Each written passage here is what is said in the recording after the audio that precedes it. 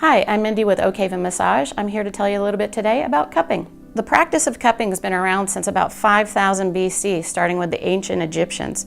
In the 18th and 19th century, the Chinese medicine ran away with it. They made it very popular, and they would use it for small surgeries, anything from glass cupping, fire cupping that you might have heard of, or even animal horns. They would hollow out animal horns to create the suction. Anything that they could lift the tissue with is how they use that. In today's practice, we use either hard plastic cups or we have a medical grade silicone that we also use as well.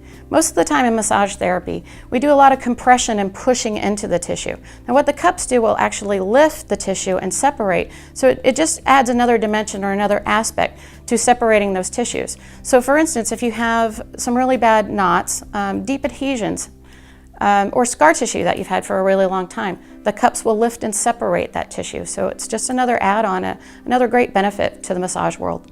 So let's demonstrate what's involved in cupping. Today we're using Belen as a demonstrator for how easy cupping really is and how this works for us. If I take the cup, this is a silicone cup, and I'm going to use this today because when I go over the bony areas, this doesn't add to any of her pain. If I were using a hard cup, then you would need to be careful of the bony areas. So I'm going to put this on her, and basically it's like burping Tupperware. You have to displace the air that's inside of the cup in order to create a suction.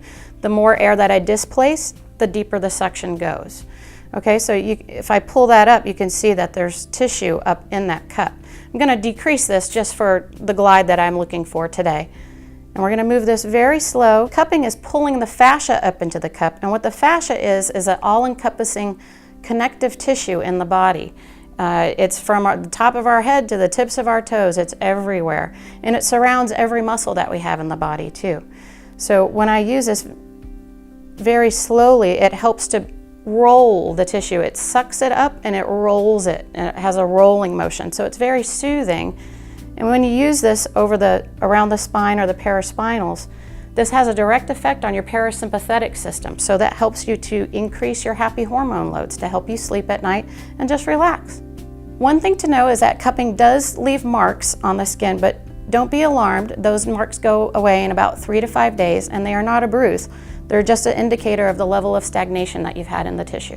Again, I'm Mindy with Oak Haven Massage, and I hope this demonstration on cupping was very helpful. Consider adding on cupping for your next massage here at Oak Haven.